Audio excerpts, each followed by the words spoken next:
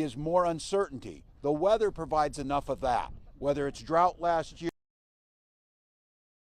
uncertainties that are out of their control, producers have always dealt with that. It's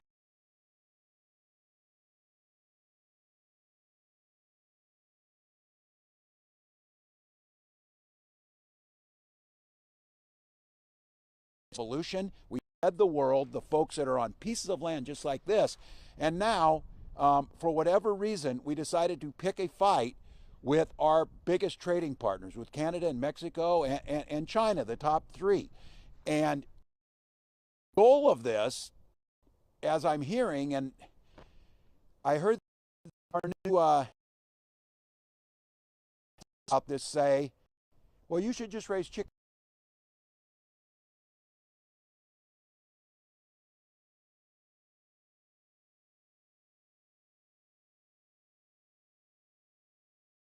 We've expanded those markets and diversified. We fed the world, fueled the world, clothed the world, finding innovations. No, we're going to be the leader and are. We last week in Rotterdam, soda to expand scale like they're doing there, but provide a stable. Now we're slapped with these 25% tariffs. Our exports to Canada for $1 billion. Our exports to Mexico for $1 billion. These are our friends. These are people who work with us.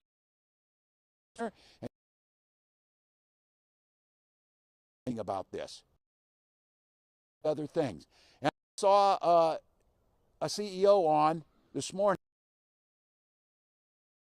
You will see it within the next.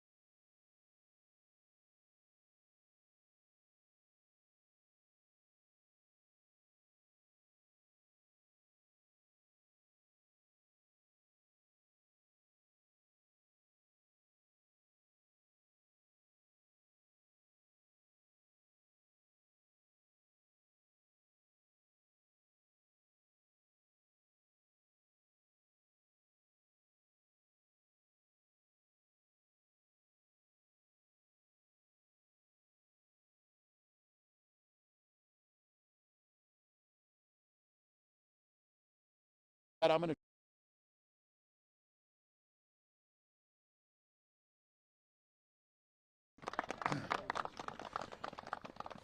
Well, thanks, Governor. Again, Tom Peterson. It's an honor to serve as Commissioner of Agriculture, and thank you to Danny and Mary. They're good friends. I talk and Mary often about different issues and things, so it's a really pleasure to have them host us on their farm here. What to even say about tariffs? You know, I think we've seen this show before. You know, as we came in and took over in 2019, first thing I want to remember is people forget that we have we have a process in place.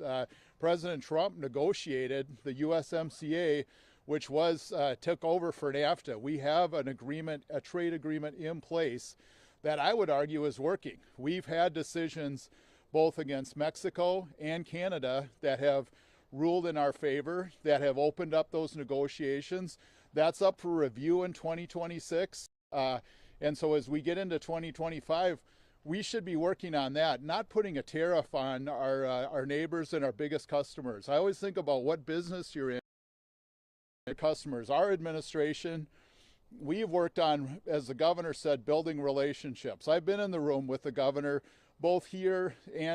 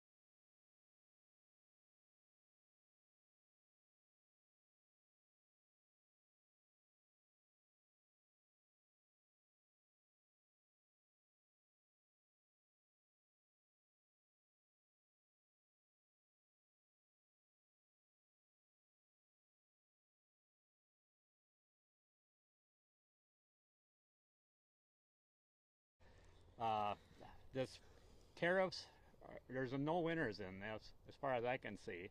I don't see how you can hurt every sector of economy. It's not just going to be the ag community. Every sector of the economy is going to be affected by this, and inflict pain on everybody for what? That's not the solution. A simple solution is be a good neighbor. Yes. I'm taking Taking that line. So, well, I think you hear this. Look, this is totally avoidable. And if I had some advice on this one, President Trump can just claim victory. We'll create an award here and award it with him that he won the trade war. Good for you. But let us get back to the work of real economics, the growing of the food, making sure that we're innovating for the future. These communities, whether it's Cannon Falls or it's the state of Minnesota or whether it's our country's depending on this, and this just makes no sense. And I think I would just close with that. Tom made the case of this. Donald Trump, when he was first president, had the opportunity to do this. He negotiated the trade deals, which he now says was terrible, and it should have never been signed. He signed it.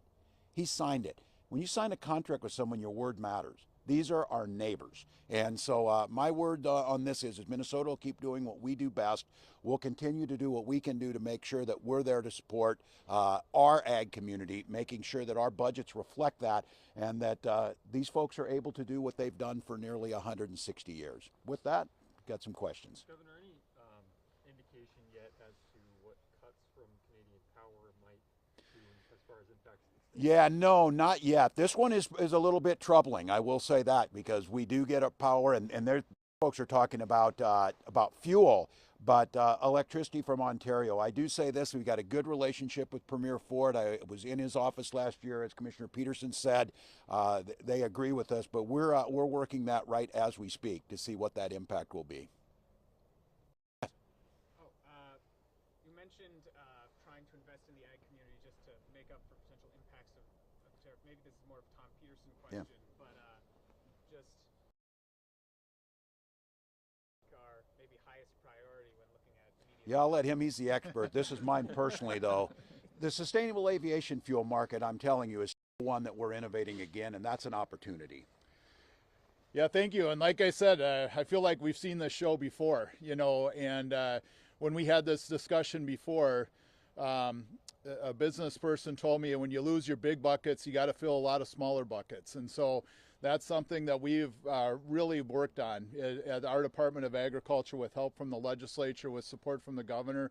We've expanded our trade office. We've expanded our missions that we take, and both inbound and outbound. So we, again, looking at other countries that we focused on, whether that's using the Port of Duluth, Morocco, Northeast Africa, Asia, but this may be the beginning of the tariffs. If you look at what President Trump's saying, Europe is next week, and so so as we look at that, that is our primary focus, though, is to continue that, but also to continue those talks with both Canada. We talked a lot about Canada, but Mexico is actually just ekes out Canada for our top export market, with a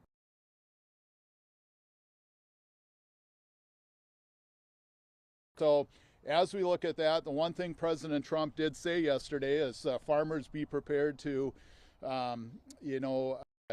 do things domestically. And so that's always been a priority for our administration, is to add value to our crops. That's why we created an ethanol market here and have led that in Minnesota for the last almost 40 years. That's why, as the governor said, we're developing and leading the Sustainable Aviation Hub. So we get up every day to try to boost those products and those commodity prices for our farmers. So that's just a few things we'll be working on. Governor, can you talk about what measures you or the legislature could take to ease impacts of tariffs on Minnesotans? Yeah, well, this one's tough, and this goes back to the broader issues of whether you're talking Medicaid, you're talking school funding, the sheer scope of the federal government's investments, and even a state like Minnesota that's less dependent on the federal government than others. But this space of agriculture is very, very difficult. We're not even talking crop insurance yet, or what happens with the nutrition program. So I think our team has been for months now analyzing where all those impacts were. I think, as Commissioner Peterson said, though, continuing to make sure that we're diversifying what we're doing in the ag community, making sure that we're doing the things that allow these folks to have a market. But it's pretty tough on the scale that we're talking about. But what I would say, and I think where the legislature and all of us need to work together, with all this uncertainty federally, I think it behooves all of us to provide some calm and certainty here, to reach some compromises, to get along together, get things done on time. We don't want to add any more uncertainty, and I know there's been some of that to start this session. Seems like we're in a pretty good spot right now to get done and do some of that work. Pass the budgets. They need the budgets at ag to continue to do what they're doing. Any indication as to whether we'll see tariffs reflected in this Thursday's forecast? Yeah, that's a great question. No, likely not. And we also won't see, some of you saw the first quarter downturn is about a 7% flip from we were projected to be about 3% or 4% growth. Now we're going to see negative growth in this. That is an excellent question, and it's one that we will highlight on Thursday when we put out our numbers. It will not most likely be reflective of that, other than a few last-minute cautionaries from our folks and our economists. But I think from a legislative perspective and our perspective, I'll have a revised budget out in a few weeks after that.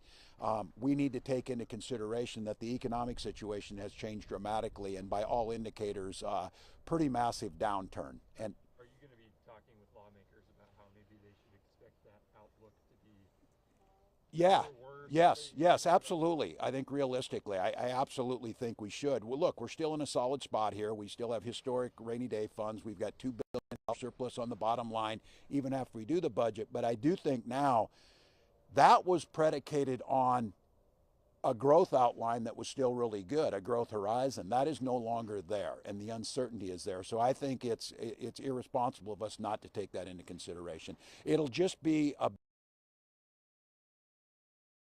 but we'll start to see several weeks about, give us a better idea. A question for the One Bill. Wondering if you can talk about the president's social media post saying have fun, focus on selling domestically. Is that realistic for you? Absolutely not. He is ruled by chaos. He creates a lot of chaos, uncertainty. In the farming aid community, there's a lot of nervousness going on right now.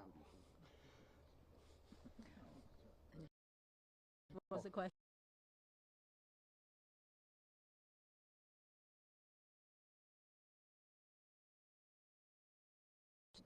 Well, it's not realistic. We're a global economy. I mean, you can't just focus on interior in the U.S. only. That's just not realistic in today's world.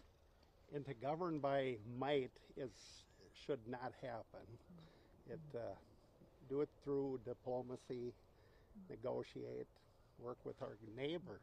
Especially since we already had the trade agreement in place yet till 2026. That's what's like, he's just like reneged on that, and that's just not good at all. I would just add that there's not enough market domestically to everything we produce is way far exceeds what the domestic market could handle.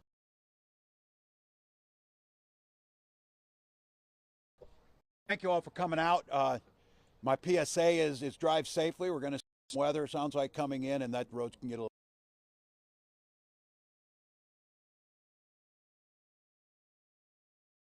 Potential 2028 presidential run.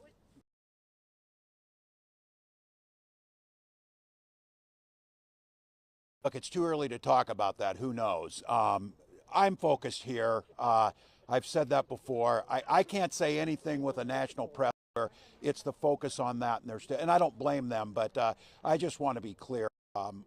We're focusing here. I told you, and I'm still this. I think my decision is if we're in a good spot and we're leading in a way that Minnesotans want to see forward, then we would talk about this race. But that one was 2 seconds out of a 45-minute interview. Are you saying it was out of context? No, it wasn't out of context. What I said was, look, it's too early to tell, and if I have the skill set necessary, sure, I would take a look at that. That didn't say I would take a look at it. So it wasn't out of context, but in the context of the bigger interview, we're focused on the things we're doing here, focusing on improving lives, focusing on making our politics work better. So There was a bill yesterday in front of the House that dealt with banning transgender athletes from women's sports. There was a rally on Capitol steps. Yeah. Comments on Yeah, no, I'm not taking the bait on that. Look, we're talking tariffs today. We've got big things to do. I get it that this is about. I guarantee you that no one is talking about that here. No one is focused on the bigger issues on it. And I would just encourage them, move on. You know, remember when it was always critical race theory? Now they forgot about that. Now it's this. Now it's the next thing. Folks want to know about the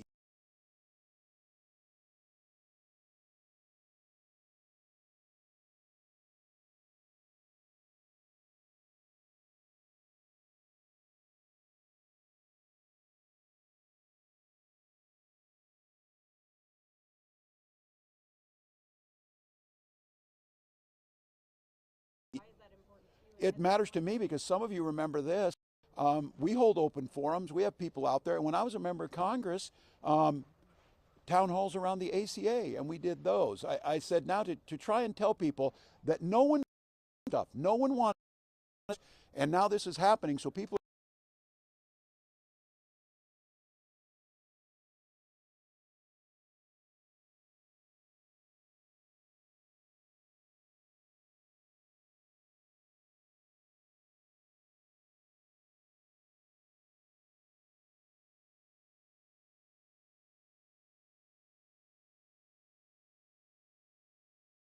I would hope they would get out there and talk to folks. Thanks for coming out here. Drive safe, everybody. Thank you.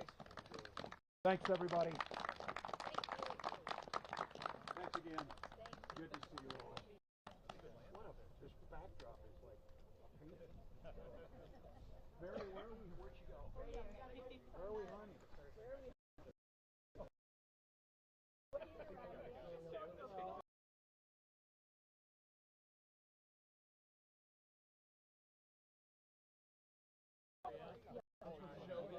Thanks, everybody.